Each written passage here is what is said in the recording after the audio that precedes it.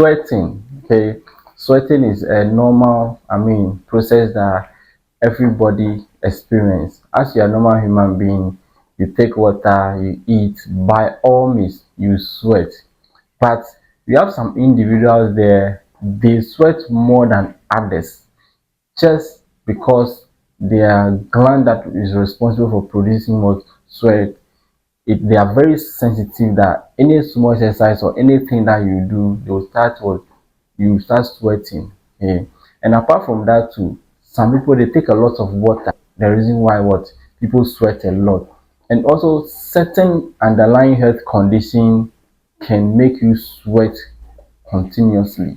Okay, so these are the three factors that differentiate us from someone who would sweat continuously and someone who doesn't sweat. It's either you're having some underlying health condition that will make you sweat continuously, or you take a lot of water, or the gland that is responsible for producing sweat are very sensitive to the extent that any small thing that you do, even walking for like 5 minutes, you start sweating. Okay. And the sweat, it doesn't smell. Okay, when you sweat, you smell it, you will not smell anything. It's like it doesn't have any scent at all. Our sweat doesn't have any scent. But as soon as the sweat gets to the surface of our skin, there are bacteria waiting there to use that sweat as their feeding ground. Okay, as they are feeding on our sweat, they produce compound that does not smell well at all. Most of the time is the bacteria that accumulate that sweat, they feed on it. So as they are feeding on your sweat to produce those strong words scents. Okay, so our sweat doesn't smell at all, but because of the bacteria that is on our skin, they feed on our sweat and they produce that strong words odor. Now let's come to this deodorant that we use to control the smell of our sweat. Okay, and most of the time we misunderstand these deodorants that we mostly use. Okay? Precipitation is just a process of you sweating. Okay, it's a process of you sweating. And these deodorants, they produce them in two different ways. There is one that will prevent the sweat from coming out. Okay, there is one that will prevent the sweat from coming out. So when that happens, bacteria will not have any food to eat for them to produce that strong odor. And the other one is, the other deodorant is, they have antimicrobial properties. That is, even when they will allow the sweat to come to the surface of our skin, but they will prevent the bacteria from feeding on the sweat. So it's two different things. The other deodorants will not allow the sweat to come at all when you apply it down there. When you apply it on your armpit, the sweat will not come at all. And the other deodorants, they will allow the sweat to come, but they make sure they prevent the bacteria on your skin from feeding on the sweat. Okay, so please, when you are buying those deodorants, kindly read on it. Okay, kindly read on the deodorant. Don't just buy them.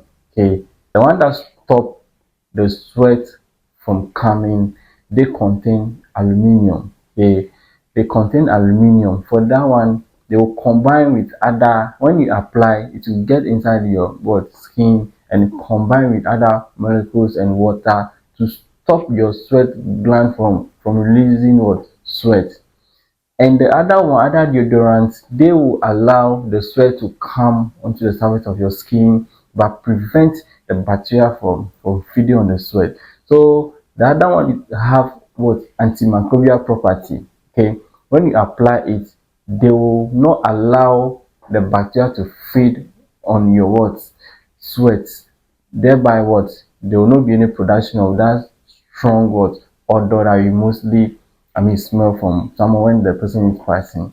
So anytime you are going to buy, decide the one that you buy. It's either, if you don't want to sweat you don't want to sweat too much, you can go for the one that contain aluminium. Okay, that is why it's very important to read on those deodorants when you are buying them. We have one that contain aluminium. When you are buying that one, know that you will not sweat too much. You may sweat, but it should not be too much. Okay. And the other one doesn't contain aluminum at all. For that, if you sweat, just that there will not be any scent at all. Okay, there will not be any scent at all. So they will all have one goal, to prevent what? Strong what? Scent, or to prevent strong odor. Because if the sweat doesn't come on the surface of our skin, the bacteria will not have the ability to feed on it. And the other one, even if the sweat come on our skin, they will not even have the chance to even feed on the sweat to produce that strong odor. So when you are buying these deodorants, know the one that you are buying. Okay, it's either you want to prevent yourself from sweating too much, or you want to sweat but you don't want any scent to what?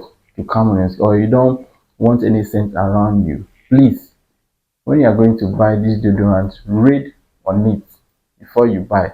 Don't just buy anything and apply it.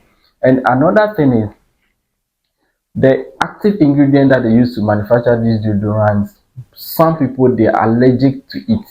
Okay, so when you use a particular deodorant and you're allergic to it, please kindly avoid it and use the other one. And I'm sure most people are allergic to the one that contains aluminum, that prevent you from what? Sweating. Because me myself, I was experienced something like that before. I've been using the one that contains aluminum, that one that will prevent you from sweating.